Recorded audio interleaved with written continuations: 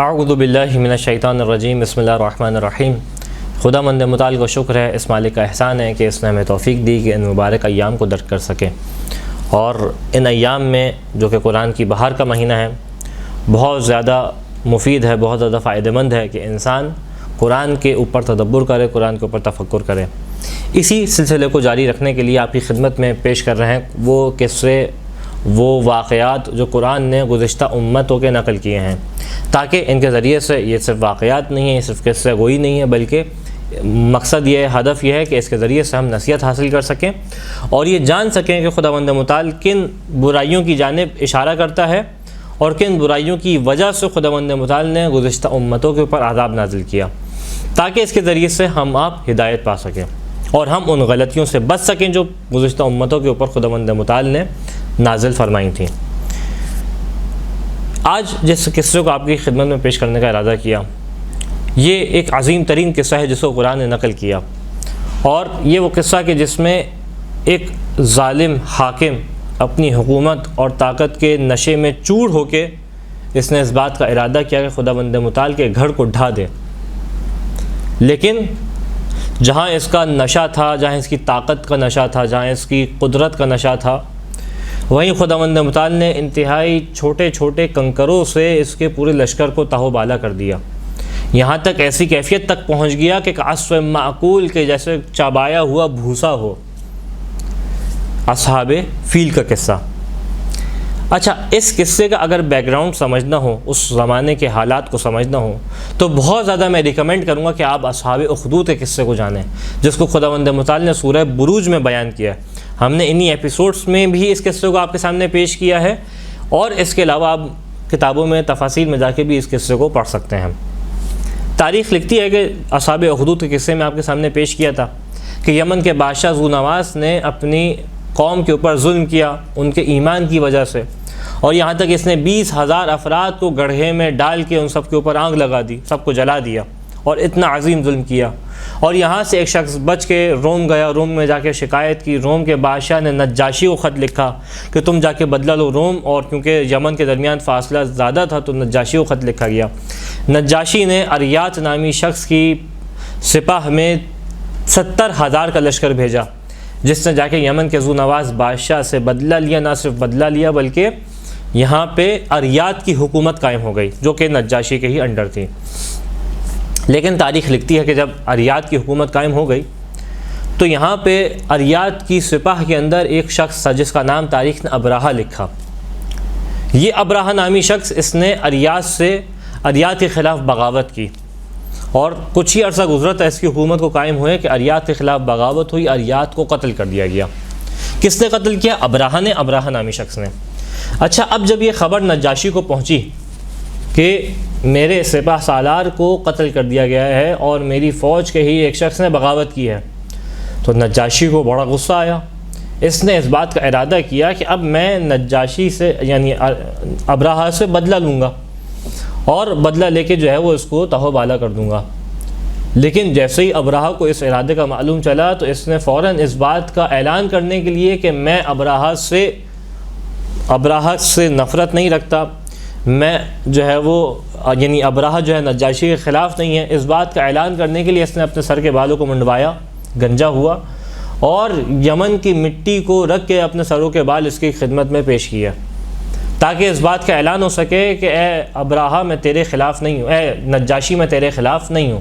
ابراہہ نے یہ تمام چال چلی اس کے لیے۔ اچھا، اب اس کے بعد جو ہے کیونکہ جب نجاشی نے دیکھا کہ ابراہہ اس طریقے سے خاکسار ہو گیا ہے اور اس نے گویا ایک طریقے سے توبہ کر لیا، تو یہ راضی ہو گیا۔ لیکن ایک جانب ہمیں کیا دکھائی دیتا ہے کہ یہاں یہ راضی ہوا، اس نے ایک اور کام کیا، اور اس نے ارادہ کیا کہ ایک بہت بڑا گرجا گھر تعمیر کروائے گا، معبد تعمیر کروائے گا، اور یہ جو ہے وہ اس بات کی اعلان کے لیے ہوگا کہ اے نجاشی، میں تیرے ہی مذہب کے اوپر ہوں، تیرے ہی چاہنے والوں کے لیے دیکھ میں نے کتنا بڑا معبد عبادت خانہ تعمیر کیا ہے۔ اور روایت بیان کرتی ہیں کہ اس نے جو ہے وہ تاریخ بیان کرتی ہے کہ اس نے بہت بڑا جو ہے وہ گرجا گھر اور جو ہے وہ یہ تعمیر کروایا، بہت بڑا خوبصورت قسم کا معبد تعمیر کروایا۔ اچھا، اب بہت خوبصورت معبد بن تو گیا ہے، بہت اس کے اوپر جو ہے وہ مال و دولت لگا ہے، بہت سونا چاندی لگا ہے، لیکن مشکل یہ ہے کہ لوگ آئیں۔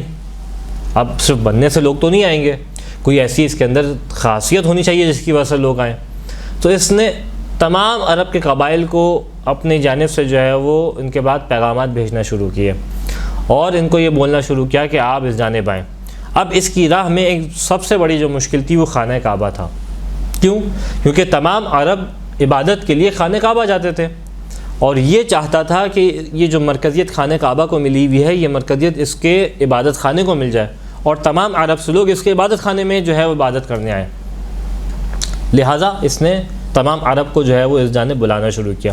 اچھا، جہاں یہ خود تمام عرب کو یہ خطوط لکھ رہا ہے، ان کے سرداروں کو بلا رہا ہے، وہیں تمام سرداروں نے بھی خطرے کو محسوس کیا کہ وہ گھر جس میں جو ہے ہمارے آبا و اجداد عبادت کرتے ہوئے آ رہے تھے، اب تو اس کو ویران کرنے کی باتیں کی جا رہی ہیں، اور اس کی جگہ یہ جو نیا اس نے معبد خانہ بنایا ہے، بت خانہ بنایا ہے، اس کی عبادت کی بات کی جا رہی ہے، یہاں پہ آ کے عبادت کی جو ہے وہ باتیں کی جا رہی ہیں۔ تو ان کے اندر بھی ایک خوف کی کیفیت ایجاد ہونا شروع ہوئی۔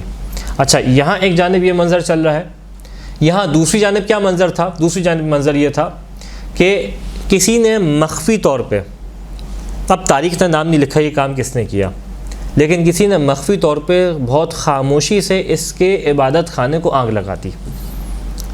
یہاں ایک جانب یہ ٹینشن ہے، یہ سیاست ہے، اور ایک جانب یہ کام ہوا کہ اس کے عبادت خانے کو آگ لگا دی گئی۔ اب جیسے ہی اس کے عبادت خانے کو آگ لگی تو یہ تو غضبناک ہو گیا اور بہت غصے ہوا کہ کس طریقے سے میرے عبادت خانے کو آگ لگی ہے، اور اس نے اپنے عبادت خانے کی آگ کا بدلہ لینے کے لیے ارادہ کیا کہ میں کعبے کو ڈھاؤں گا، کعبے کو ویران کروں گا، کیونکہ اس کے اپنے ذہن میں تھا کہ کیونکہ کعبے کے خلاف میں اپنے عبادت خانے کی جانب پکار رہا تھا، اس کا مطلب یہ ہے کہ کسی نے، خانہ کعبہ کے چاہنے والے نے میرے گھر کو، میرے جو ہے وہ عبادت خانے کو جلایا ہے۔ اس نے ارادہ کیا، فوج کو جمع کیا کہ اب میں خانہ خدا سے ویران کر دوں گا خانہ کعبہ کو، تاکہ جو میرے عبادت خانے کے اوپر آگ لگی ہے اس کا بدلہ لیا جا سکے۔ لشکر تیار ہوا، اور اس لشکر کی خاصیت یہ تھی کہ جو عرب کے اندر موجود نہیں ہوتی تھی، کہ عرب کے پاس گھوڑے تو موجود تھے لیکن ہاتھی نہیں ہوا کرتے تھے۔ اس کے لشکر کی خاصیت یہ تھی کہ اس نے اپنے پاس بعض ایک ہاتھی بھی رکھے، جو ایک جو ہے وہ پریشر کریٹ کرنے کے لیے اور سامنے والے کو ڈرانے کے لیے کافی تھا کہ میرے پاس ایک ایسی سواری ہے کہ جو تم نے کبھی نہیں دیکھی ہوگی، جو بہت بڑی سواری ہے۔ لہٰذا اس کا لشکر چلا، اور لشکر چلنے کے بعد جو ہے وہ یہ خانہ کعبہ کے مکے کے پاس پہنچا۔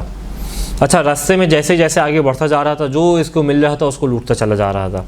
اسی راہ میں روایات نے بیان کیا کہ جناب عبد المطلب رسول خدا صلی اللہ علیہ وآلہ وسلم کے دادا، ان کے بھی 200 اونٹ رستے میں دکھائی دیے، تو اس کے لشکر نے ان 200 اونٹوں کو اپنے قبضے میں لے لیا اور ان سے چھین لیا، یہاں تک کہ یہ مکے کے باہر پہنچا۔ باہر جو ہے وہ اس نے خیمے لگوائے اور وہاں پہ آ کے رک گیا۔ اس نے ایک جو ہے وہ اپنا رسول بھیجا، اپنا ایک پیغام رساں بھیجا، اور کہا کہ جا کے معلوم کرو مکے میں اس وقت ان کا رئیس کون ہے، ان کا سردار کون ہے۔ جیسے ہی معلوم کرنے ابراہ کا قاصد آیا، پہنچا، تو بتایا گیا کہ یہاں پہ عبد المطلب ہیں جو مکے کے رئیس ہیں، مکے کے سردار ہیں۔ اور اس نے اپنے قاصد کو یہ پیغام دے کے بھیجا، کہا کہ جا کے رئیس سے کہہ دینا کہ میں تم سے جنگ کرنے نہیں آیا، میں کعبے کو ڈھانے آیا ہوں، اور میں کعبے کو ڈھا کے تمہیں بغیر نقصان پہنچائے یہاں سے چلا جاؤں گا، لہٰذا میرے راستے میں آنے کی غلطی نہ کرنا، کیونکہ میں تم سے جنگ کا ارادہ نہیں رکھتا، اپنے خون کی حفاظت کرو خود ہی۔ یہ جو ہے وہ قاصد پیغام لے کے جناب حضرت عبد المطلب تک پہنچا۔ جناب عبد المطلب نے اطمینان کے ساتھ وہی جواب دیا کہ ہم بھی طاقت نہیں رکھتے اس سے جنگ کرنے کی، خدا اپنے گھر کی خود ہی حفاظت فرمائے گا۔ یہ جواب جیسی قاصد نے سنا تو قاصد بھی حیران ہے، کہا کہ نہیں، آپ کو جو ہے وہ ابراہ کے پاس جانا پڑے گا، اس سے جا کے بات کرنی پڑے گی اور اپنے قصے کو اس کے سامنے جو ہے وہ تمام گفتگو کرنی پڑے گی۔ جناب عبد المطلب ساتھ چلے، اور روایات کے جملے ہیں، تاریخ کے جملے ہیں، تمام مفسرین نے تقریباً یہ بات لکھی ہے کہ جیسے ہی جناب عبد المطلب اس کے خیمے میں پہنچے ہیں۔ اچھا، ابراہ کا جو کریکٹر بعض روایات نے بیان کیا ہے وہ یہ کہ یہ بہت زیادہ تکبر والا شخص تھا، اور بہت ہی دوسروں کو، کسی کو کوئی عزت نہیں دیتا تھا، لیکن تفاسیر نے بیان کیا کہ جیسے ہی ابراہ کی نگاہ جناب عبد المطلب پہ پڑی اور یہ جو ہے وہ اس کے خیمے میں داخل ہوئے، تو ایک دفعہ ان کے چہرے کے حسن کو دیکھ کے، ان کے چہرے کے روب کو دیکھ کے، ان کی شخصیت کے دبدبے کو دیکھ کے ایک دفعہ خود بے چین ہو کے، یعنی بے ساختہ جو ہے اپنے مقام سے کھڑا ہوا ان کے احترام میں، جناب عبد المطلب کے احترام میں۔ اس کے سارے درباری جو ہے وہ تعجب میں تھے کہ یہ ابرہہ جو کسی کو عزت نہیں دیتا، کس طریقے سے جناب عبد المطلب کے سامنے اس طریقے سے کھڑا ہو گیا، جن کے پاس ظاہری اعتبار سے کوئی طاقت بھی نہیں ہے، یہ تو اس کی فوج سے دبے ہوئے ہیں، ڈرے ہوئے ہیں، لیکن یہ اس طریقے سے اس نے فعل انجام دیا۔ جب یہ فعل اس نے انجام دیا، اس طریقے سے کھڑا ہوا، تو نہ صرف ان کے احترام میں کھڑا ہوا بلکہ اپنی مسند کے برابر میں ان کو بٹھایا کہ آپ یہاں پہ آ کے بیٹھیے۔ اور روایت ہے، خود امام صادق علیہ السلام سے روایت ہے کہ جیسے ہی اس نے چہرے کی جانب دیکھا، آپ کے حسن و جمال کی جانب دیکھا، تو اس نے سوال کیا، هل كان في آبائك مثل هذا النور الذي أراه لك والجمال، کہ جو نور میں آپ کے چہرے پہ محسوس کر رہا ہوں، یہ جو حسن و جمال آپ کے چہرے پہ محسوس کر رہا ہوں، کیا آپ کے آبا و اجداد کے پاس بھی اسی قسم کی صفات تھیں یا یہ آپ کے پاس ہیں؟ اچھا، یہ بات واضح ہے کہ جو تمام گفتگو چل رہی ہے اس کے درمیان میں ایک ٹرانسلیٹر بیٹھا ہوا تھا جو ابرہہ کی باتیں حضرت عبد المطلب کی جانب ٹرانسلیٹ کر کے پہنچا رہا تھا، اور حضرت عبد المطلب کا جواب ابرہہ کو ٹرانسلیٹ کر کے پہنچا رہا تھا۔ جواب دیا، نعم ایھا الملک کان کل آبائی کان لہم ھذا الجمال والنور والبہا، کہ ہاں اے بادشاہ، یہ جو نور تم دیکھ رہے ہو یہ تمام میرے آبا و اجداد کے پاس اس کے انداز سے تھا۔ تو اس موقع پہ ابرہہ نے جملے کا ہے کہ پھر یہ بات صحیح ہے کہ آپ جو ہے اس قوم کے سردار ہیں، یعنی آپ کی شخصیت کو دیکھ کے اندازہ ہوتا ہے کہ صحیح آپ کو سردار بنایا گیا ہے۔ یہاں تک کہ روایات میں بیان کیا کہ اب ابرہہ، کیونکہ یہ جو اس کا ہاتھی تھا یہ عرب کے لیے بالکل نئی چیز تھی، عجوبہ چیز تھی۔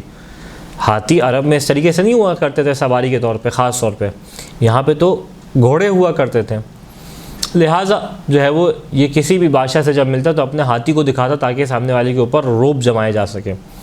تو روایت نے بیان کیا کہ اس نے اپنے ہاتھی کو، جس کا نام محمود جو ہے وہ روایات کے اندر نقل ہوا ہے، اس نے محمود کو، ہاتھی کو بلایا جناب عبد المطلب کے سامنے۔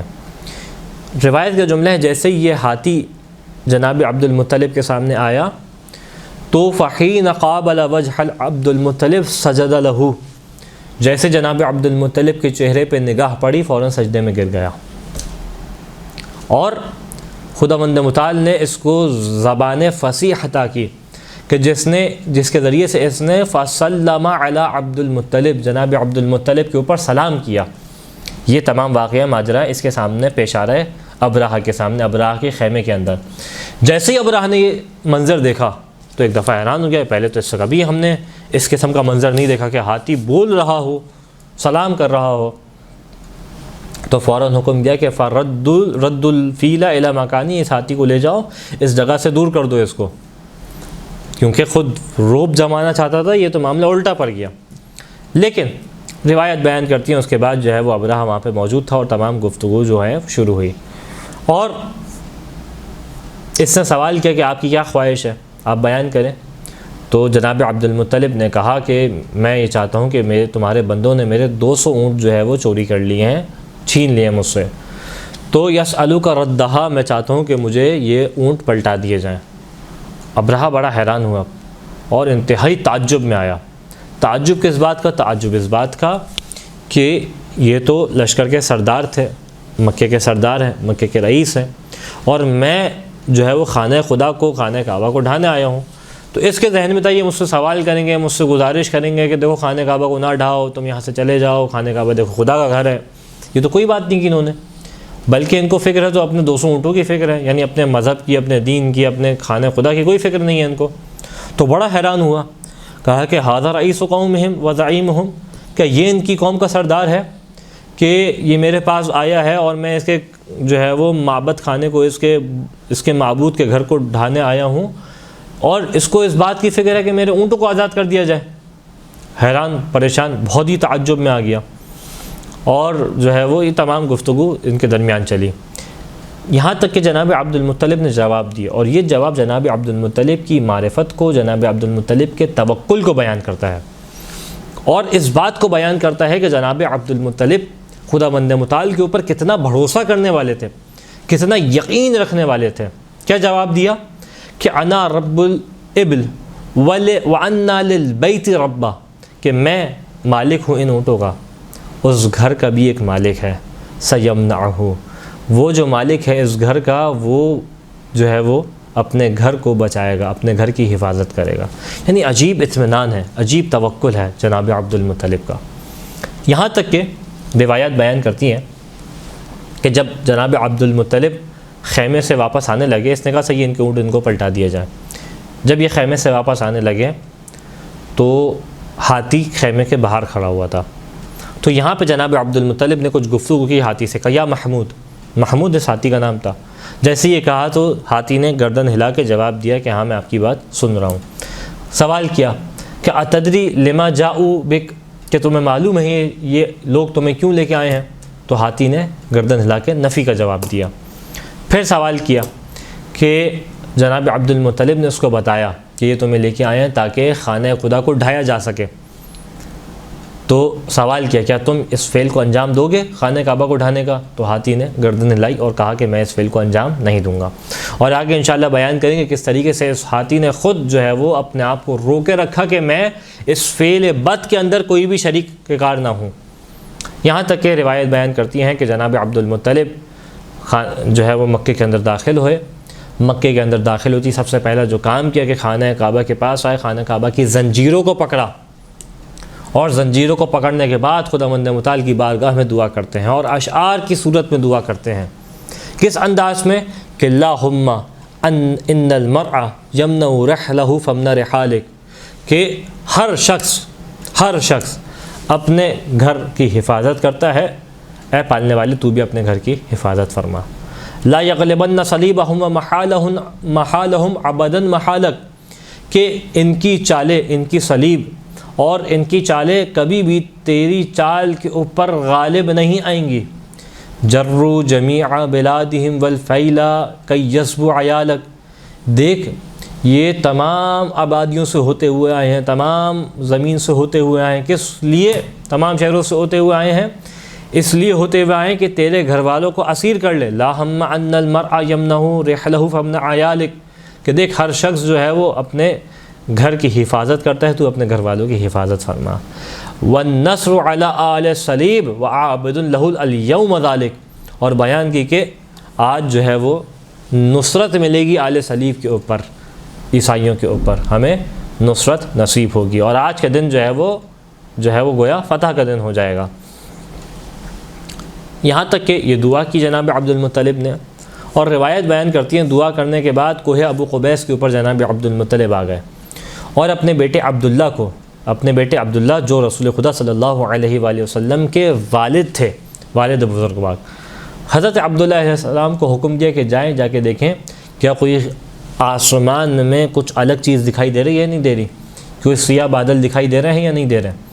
تو جناب عبداللہ نے جیسے ہی دیکھا تو بحر احمر کی جانب سے، ریڈ سی کی جانب سے، جو یمن کی طرف جو ہے وہ یمن کا جس سے جو ہے وہ سمندر ملتا ہے، تو کہا ریڈ سی کی جانب سے کالے بادل ہیں جو دکھائی دے رہے ہیں.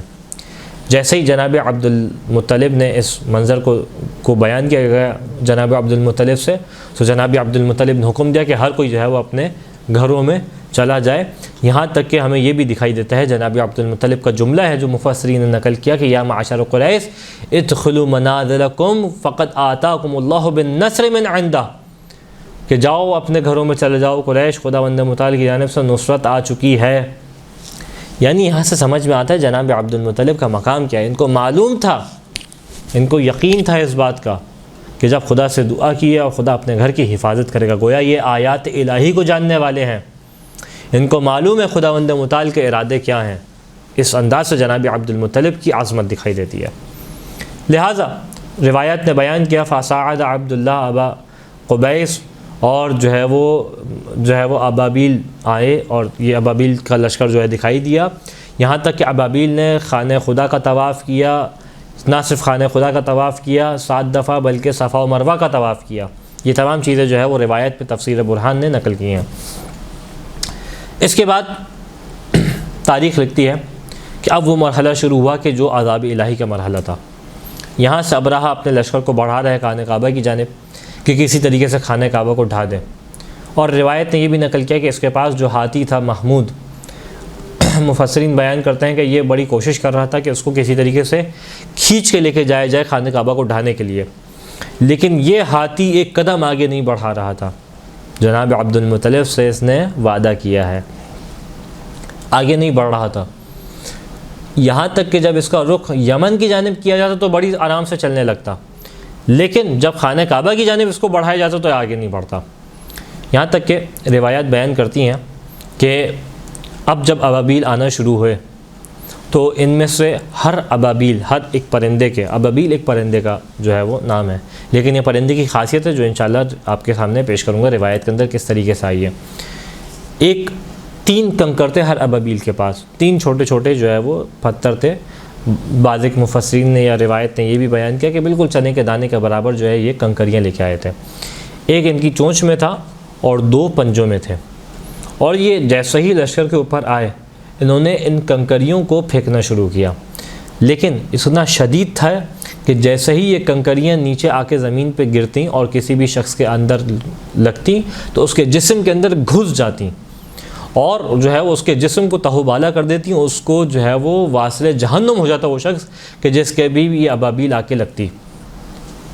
یہاں تک کہ خود اس معاملے میں ابرہہ جو تھا اس کو بھی ایک ابابیل کی جو ہے وہ کنکری لگی اور خود بھی جو ہے وہ شدید زخمی ہو گیا. اور کیفیت کیا ہوئی جس کو سورہ مبارکہ فیل بیان کرتا ہے. اس واقعے کو کس انداز سے بیان کرتا ہے سورہ فیل کہ الم تر کیف فعل ربک باصحاب الفیل، کہ آپ نے نہیں دیکھا کہ خداوند متعال نے اصحاب فیل کے ساتھ کس طریقے سے فیل کو انجام دیا. الم یجعل کیدہم فی تضلیل، کیا ان کی چالوں کو گمراہی میں نہیں ڈال دیا. وارسل علیہم طیرا ابابیل، اور ان کے اوپر جو ہے وہ ابابیل کے پرندوں کو بھیجا گیا.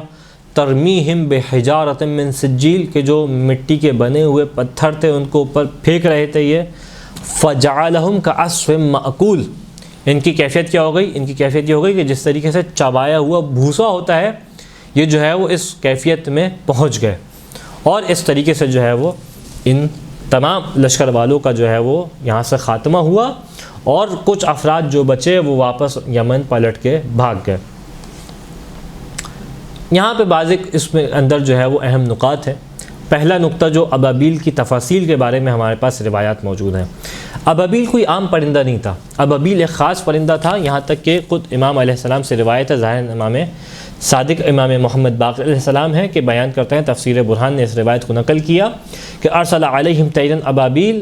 امام سے سوال کیا گیا ابابیل کے بارے میں تو امام نے بیان کیا کان طیر صافن، یہ بہت تیز بڑھنے والے پرندے تھے. جاءہم من قبل البحر، یہ جو ہے وہ سمندر کی جانب سے ان کے پاس آئے تھے. جیسا روایت میں بیان کیا کہ حضرت عبداللہ نے کہا کہ بحر احمر کی طرف سے جو ہے وہ ریڈ سی کی جانب سے یہ پرندے دکھائی دے رہے ہیں. پھر امام نے بیان کیا رؤوسھا کامثال رؤوس السبع، ان کے جو چہرے تھے وہ شیر کی مانند تھے جس طریقے سے شیر کا چہرہ ہوتا ہے. اظفارھا کاظفار السبع من الطیر، اور ان کے جو پنجے تھے یہ بھی شیر کی مانند جو ہے وہ گویا پرندوں کے جو ہے وہ پنجے تھے. پھر امام نے بیان کیا ان کے منہ میں جو ہے وہ ایک پتھر تھا، ان کے پنجوں میں ایک پتھر تھا. یہاں تک امام نے بیان کیا کہ ایک ایسی شے تھی کہ اس سے پہلے کبھی اس کو نہیں دیکھا گیا اور نہ ہی اس کے بعد اس کو دیکھا جائے گا. یعنی خاص خدا کا پرندہ تھا جو خداوند متعال نے اس طریقے سے دکھائی نہیں دیتا. ایک جانب یہ تفسیر ہمیں دکھائی دیتی ہے، دوسری جانب اس واقعے سے، اس قصے سے ہمیں سیکھنے کے بہت سارے ہمارے لیے پیغامات ہیں. اس میں پہلا پیغام جو ہمیں سیکھنے کے لیے ہے وہ کیا ہے کہ انسان جتنا بھی طاقتور ہو جائے، جتنا بھی قدرت رکھ لے، کبھی بھی تکبر کے نشے میں اس طریقے سے نہ آئے کہ خداوند متعال سے جو ہے وہ جھگڑا لے اور خدا کے مقابل میں آ جائے. نہیں، تمہاری طاقت جتنی ہے، تمہاری قدرت جتنی ہے، خداوند متعال سے مقابلہ نہیں کر سکتا. خدا کا جو مقابلہ ہے اس کی صلاحیت کسی کے اندر نہیں ہے. ایک اہم ترین پیغام جو ہمیں اس سے سیکھنے کو ملا. دوسرا جو اہم ترین پیغام ہے جو ہمیں اس سے سیکھنے کو ملتا ہے کہ خاص طور پہ وہ افراد کے جو امام بارگاہ کی نظامت دیکھنے والے ہیں، امام بارگاہ کو کی بنیاد رکھنے والے ہیں، اس کو چلانے والے ہیں، مساجد کو چلانے والے ہیں، مساجد کی بنیاد رکھنے والے ہیں، ان کے امور کو دیکھنے والے ہیں، مدارس کے امور کو چلانے والے ہیں، ان کے نظام کو دیکھنے والے، یعنی اس قسم کے اسلامک سینٹرز ہیں، ان تمام چیزوں کو جو رکھوالے ہیں، ان کو دیکھنے والے ہیں، ان کی بنیاد رکھنے والے ہیں، اپنی نیت کو بہت صاف رکھیں۔ دیکھیں ابراہہ نے آغاز کس سے کیا تھا؟ ایک عبادت خانے سے، انجام کہاں تک پہنچا؟ خانہ کعبہ کو ڈھانے تک۔ وجہ کیا تھی؟ نیت خاص نہیں تھی، نیت کے اندر کھوٹ تھا۔ جب نیت کے اندر کھوٹ تھا تو خود بخود جو ہے وہ تمام چیزیں خراب سے خراب تر ہوتی چلی گئیں۔ تو خاص طور پہ جو ان مساجد، امام بارگاہ، سینٹرز، مدارس، ان سب کو دیکھنے والے ہیں، اپنی نیت کو صاف رکھیں، خدا کے لیے کام کریں۔ کوئی تعریف کرتا ہے کرے، نہیں کرتا نہ کرے، ہمارا کام خدا کے لیے ہونا چاہیے، رضائیت الہی کے لیے کام ہونا چاہیے۔ اگر رضائیت الہی نہیں ہے کچھ فائدہ نہیں ہے، اور بلکہ بعض اوقات خود انسان ریاکاری اور ان تمام امور کے اندر آ جاتا ہے۔ یہ خاص طور پہ پیغام ہے کیونکہ ابراہہ نے آغاز ہی بت خانے سے اور عبادت خانے سے کیا تھا۔